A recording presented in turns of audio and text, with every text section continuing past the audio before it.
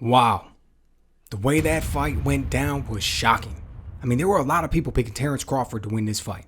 Vegas even had him as a slight favorite. But I think the only people who saw the fight going that way were like his mother and his girl, man, because that was an absolute masterclass. I mean, Terence Crawford went out there and put on a performance for the ages. You know, the key going into this fight for Errol Spence was always going to be the jab. He's the type of fighter that builds everything off of that jab. He uses it to effectively apply pressure, and he uses it to open up the rest of his offense. Everybody knew. Everyone knew that going in, Errol Spence was going to have to effectively use that jab to get everything done that he wanted.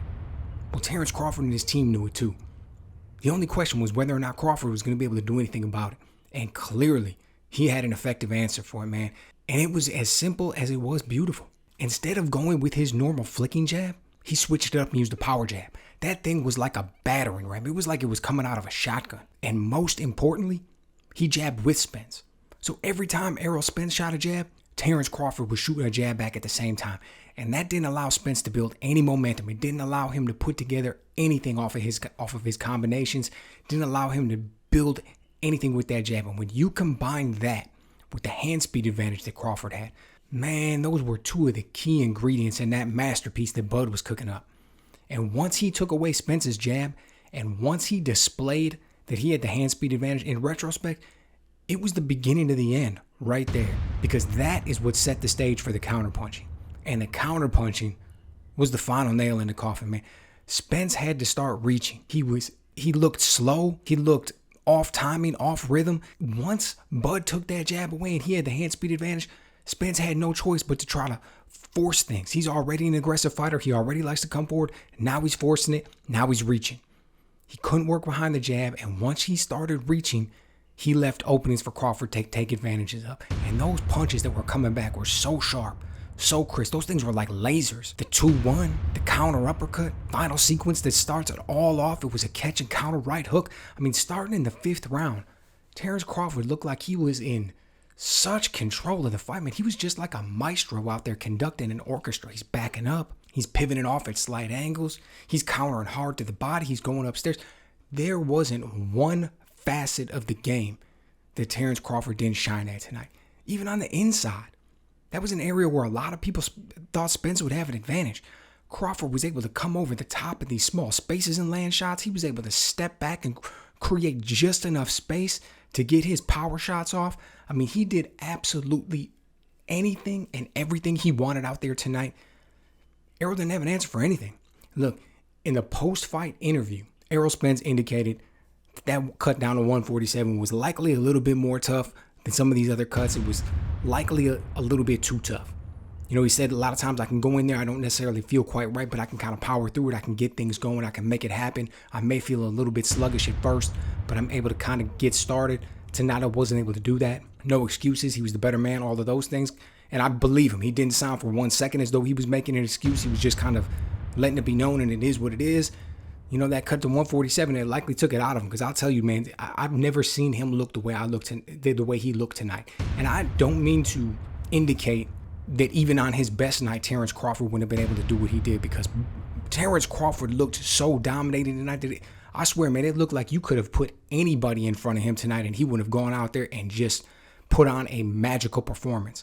That being said, Spence didn't look good. He looked slow. He looked off rhythm. He looked like he was kind of moving through sand at times, and certainly didn't have an answer for anything that Crawford was putting together. So he said that he wants to activate the rematch clause. Terence Crawford said that he's more than interested in having it at 154 pounds. Not only is 147 not the easiest cut in the world for him, but if you're Crawford, a man who seems honorable and humble in the way that he went out there and accepted just this beating that he put on Errol Spence, right? He wasn't bragging about it. He wasn't going off the rails. He wasn't telling everybody that he knew it was going to happen. He knew how good of a fighter Errol Spence was, and he knows what kind of a beating that he put on him. The proper thing to do was exactly what he did, which was act humble in your victory. And when asked about it, he said, you know, of course, if Errol wants the rematch, we doing the rematch. And he said he wants it at 154. I'm in the hurt business. I got no problem moving up to 154 pounds. I indicated in the past that I would move up there to fight Charlo. Moving up there and fighting Spence again sounds great to me.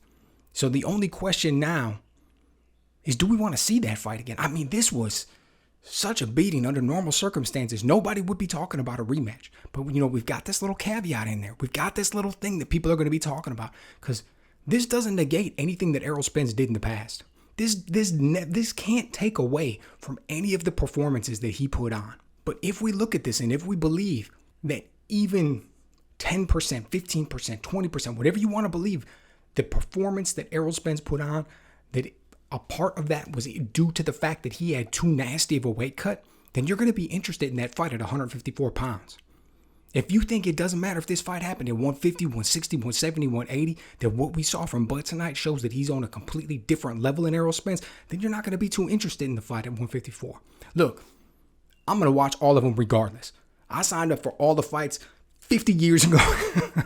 No, but seriously, I'm going to come out here. I'm going to watch all of them regardless, whether I think it's going to be a blowout, it's going to be close, things like that. But I wonder how the public's going to view that. I wonder how the average fan is going to look at this fight taking place at 154 and if that's going to motivate them to go out and buy that pay-per-view. Because, man, this was a beating. What a performance by Terence Crawford. He couldn't put on anything better. He couldn't have been more impressive. The sky's the limit for that man. So that was something else. So, let me know what you guys think. Were you as impressed by this as you were? Did anybody see this coming? I mean, who thought that this was a potential outcome for this fight? Even people who picked Terence Crawford by knockout, I don't think any of them thought that he was going to go out there and just dominate, beat him from pillar to post from the beginning to the end. Should we see a rematch, even if it's at 154 pounds? Let me know what you guys think.